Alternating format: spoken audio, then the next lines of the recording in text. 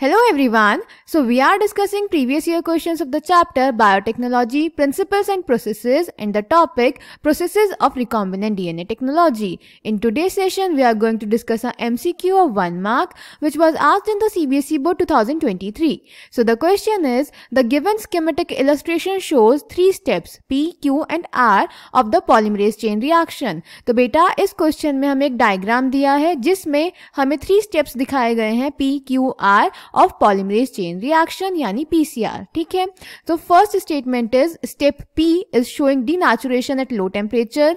Second step Q is a denaturation of DNA strand at high temperature followed by annealing.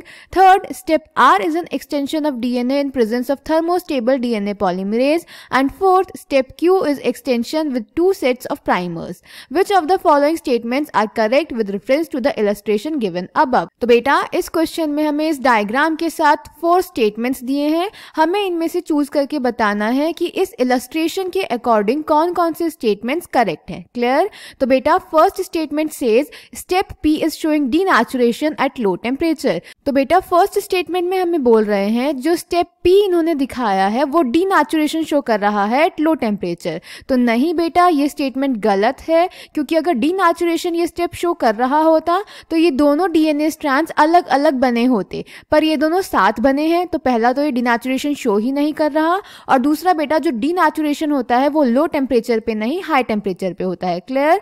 तो statement 1 is incorrect. Then statement 2 says step Q is a denaturation of DNA strand at high temperature followed by annealing. तो बेटा statement 2 हमें बोल रहा है कि जो step Q है वो हमें denaturation दिखा रहा है जिसके बाद annealing भी हो चुकी है. तो हाँ बेटा इस step में हमें denaturation दिख रहा है, दोनों DNA strands separate हो गए हैं और annealing भी दिख रही है. हमारे primers align हो चुके हैं दोनों strands पे. तो statement 2 is correct. Then statement 3 is step R is an extension of DNA in presence of thermostable DNA polymerase. तो बेटा स्टेटमेंट 3 हमें बोल रहा है स्टेप R एक्सटेंशन दिखा रहा है in the presence of thermostable DNA polymerase. तो हाँ बेटा अगर हम देखें तो स्टेप R में हमें एक्सटेंशन दिख रहा है. जो हमारा नया डीएनए स्ट्रैंड बन रहा है वो लंबा हो चुका है, और ये जो होता है वो थर्मोस्टेबल डीएनए पॉलीमरेज की प्रेजेंस में होता है, क्योंकि पीसीआर में हम हाई टेम्परेचर यूज करते हैं जिसमें हमारी नॉर्मल डीएनए पॉलीमरेज डिग्रेड हो जाती है. तो इसीलिए हम यहाँ पे थर्मोस्टेबल डीएनए पॉलीमरेज यानी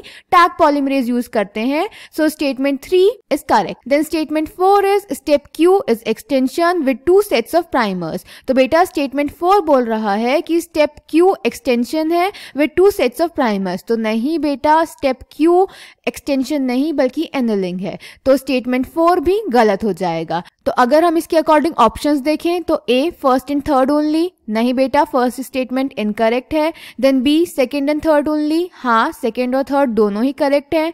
C सेकंड ओनली, नहीं थर्ड भी करेक्ट है. D फर्स्ट ओनली, नहीं फर्स्ट तो गलत है. So correct option is option B.